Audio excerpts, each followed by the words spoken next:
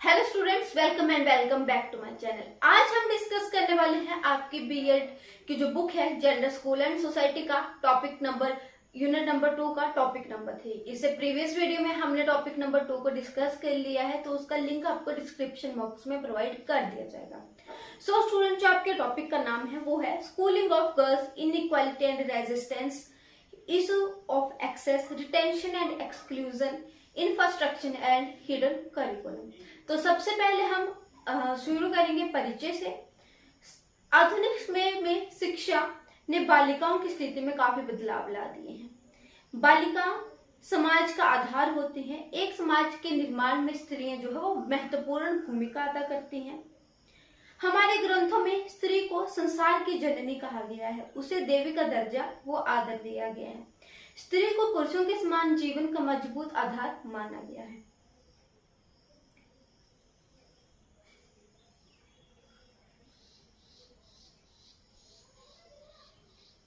लेकिन मध्यकाल में स्त्रियों की स्थिति दयनीय हो गई है।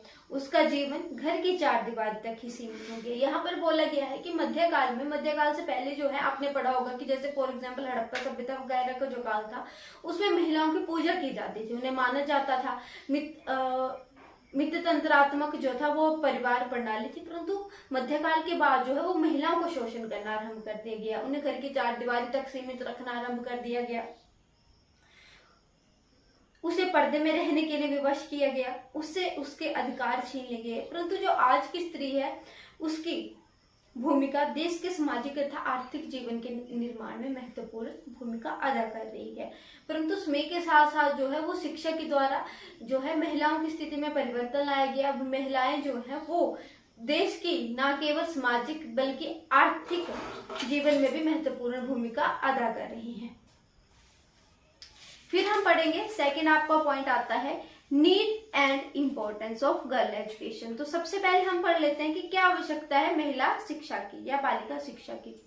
बालिका शिक्षा की आवश्यकता तथा महत्व के प्रश्न पर अब प्राय सभी लोगों में मतभेद है, क्योंकि बालिकाओं की शिक्षा की अवहेलना करने व्यक्तिगत, पारिवारिक, सामाजिक तथा राष्ट्रीय उन्नति का मार्ग प्रशस्त नहीं किया जा सकता है। यहाँ पर बोला गया है कि अगर महिलाओं को अगर हम शिक्षा नहीं दे रहे हैं तो हम ना केवल सामाजिक आधार पर बल्कि पारिवारिक, व्यक्तिगत, समाज या राष्ट्रीय उन्नति के मार्ग में जो है वो एक रुकावट के रूप में कार्य कर रहे हैं अगर हम महिलाओं को शिक्षित नहीं कर रहे हैं। बालिका शिक्षा की आवश्यकता तथा महत्व का विस्तार पूर्वक वर्णन जो है हम करेंगे।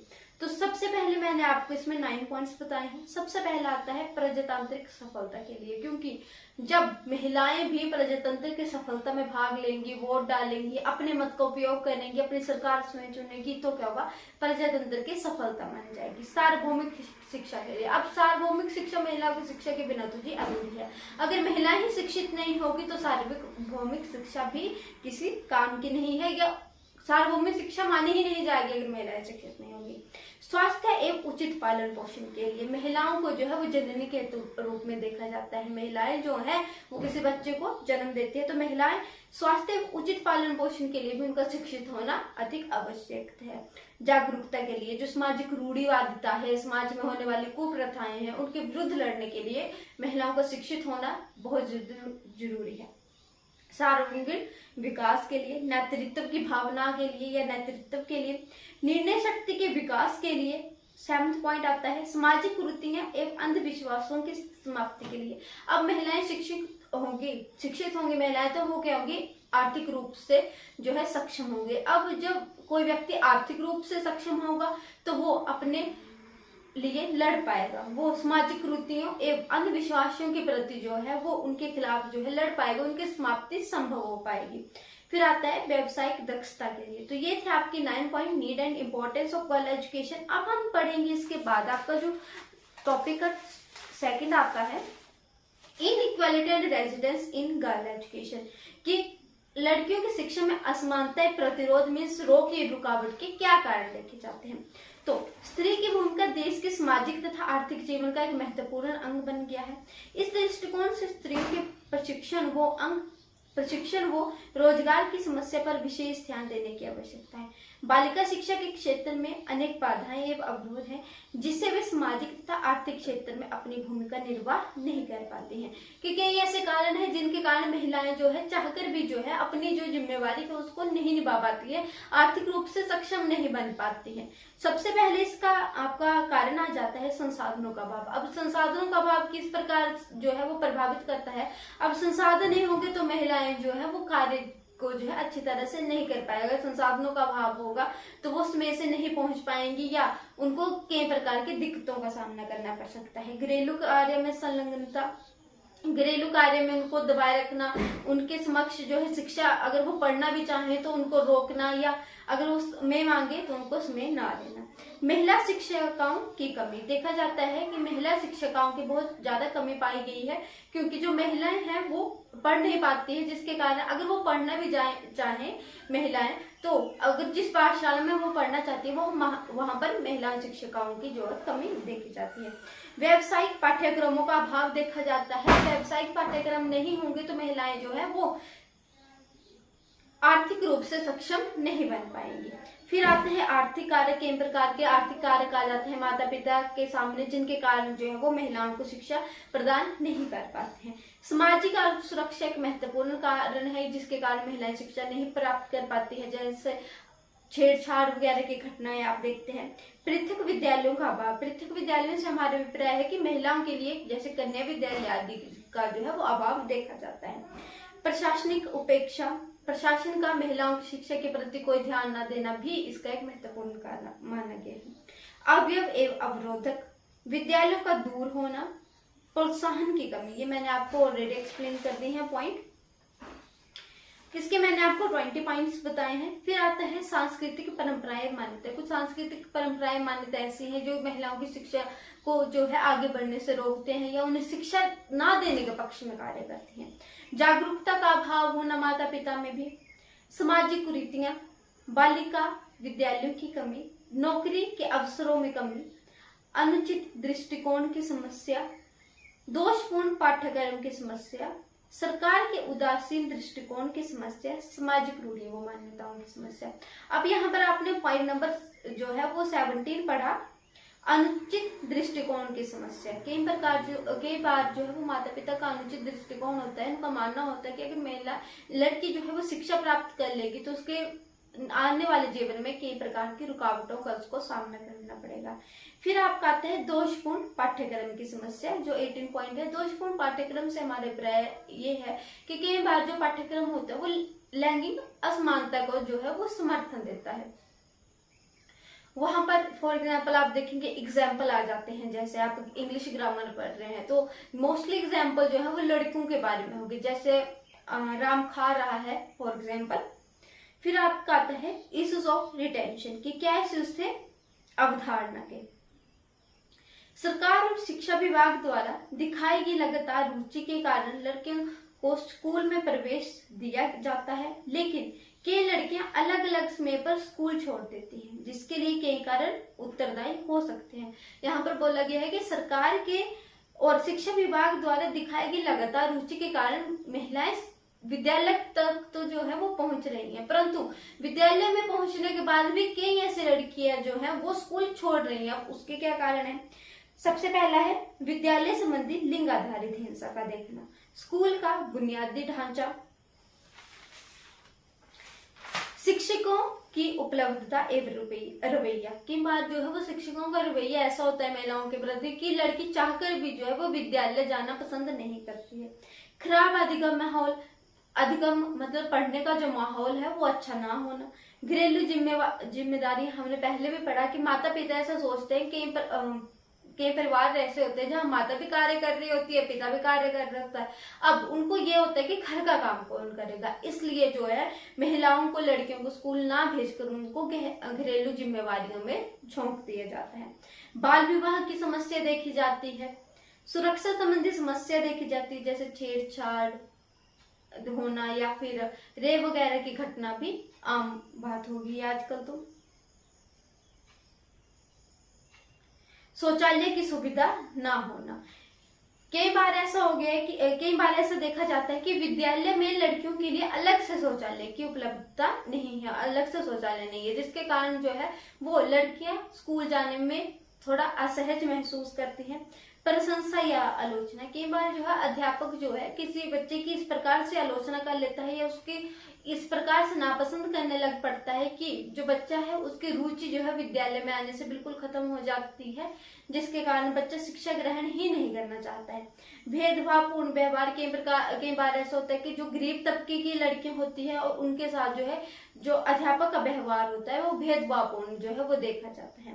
माइग्रेशन से हमारा अभिप्राय है, जैसे आपने देखा होगा कि कुछ लड़कियां जो है वो अपने माता पिता जो है उनके कई स्थानों पर, जैसे आज यहाँ पर काम मिल गया, कल वहां पर काम मिल गया, तो उनको जो है जाना पड़ता है काम के लिए। तो जो लड़कियों की शिक्षा है, जो लड़कियां जिस विद्यालय में पढ़ रही है उस विद्यालय को छोड़कर उन्हें भी अपने माता पिता के साथ दूसरे स्थान पर जाना पड़ता है, जिसके कारण माइग्रेशन की समस्या भी देखी जाती है। फिर आपका आता है इश्यूज ऑफ एक्सक्लूजन। एक्सक्लूजन का अर्थ होता है बहिष्कार करना।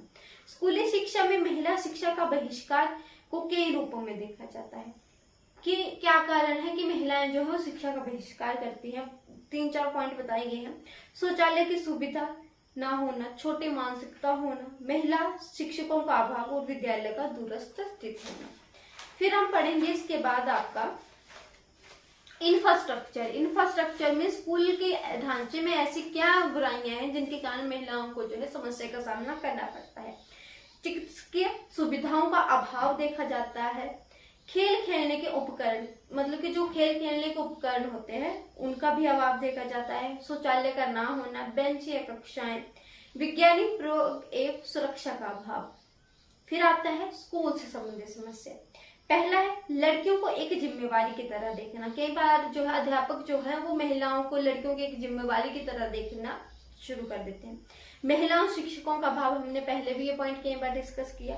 शिक्षकों का व्यवहार के रवैये बच्चे के प्रति। फिर आता है करिकुलम और टेक्स्ट बुक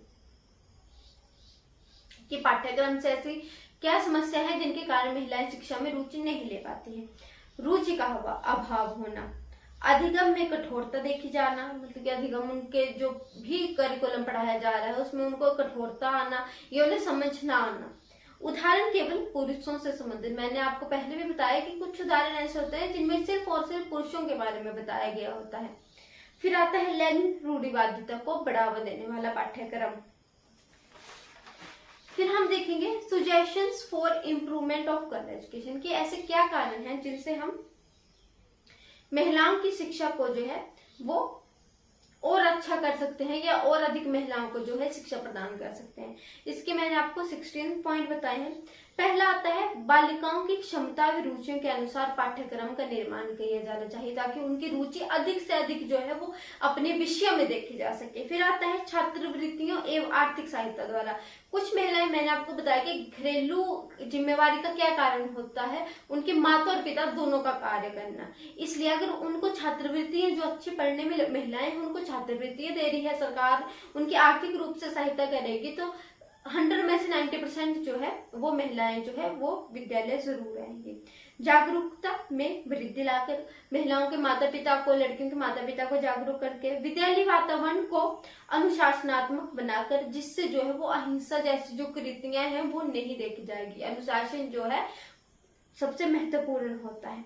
फिर आता है प्रत्येक गांव में पुस्तकालयों की स्थापना करके। प्रत्येक गांव में पुस्तकालय की स्थापना करके जो है लोग जागरूक होंगे, किताबें पढ़ेंगे और उनकी जो संसाधनों की कमी जो है उसको दूर किया जा सकता है। अगर प्रत्येक गांव में पुस्तकालय होगा तो माता पिता की जो सामाजिक सोच है या फिर सामाजिक जो कुरीतियां हैं उनको भी दूर किया जा सकता है।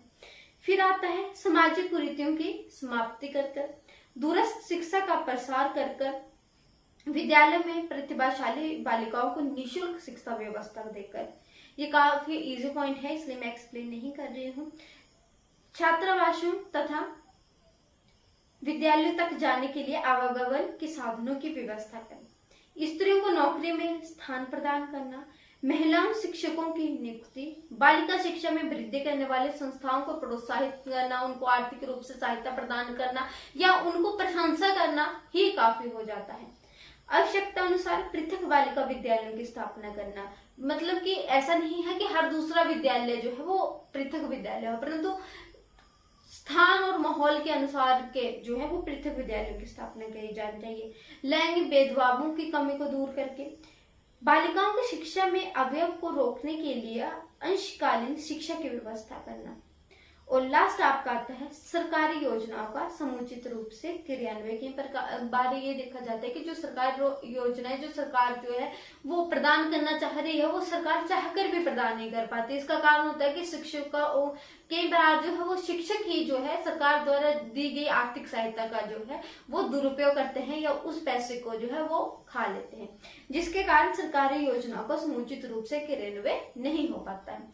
तो ये था आपका बीएड जो आपकी बुक है 4th सेम की जेंडर स्कूल एंड सोसाइटी, उसका टॉपिक नंबर 3 यूनिट नंबर 2 का। अगर आपके लिए मेरी वीडियो हेल्पफुल रही होगी तो वीडियो को लाइक कीजिएगा, चैनल को सब्सक्राइब कीजिएगा और अपने फ्रेंड के साथ शेयर करना ना भूलें। Thank you.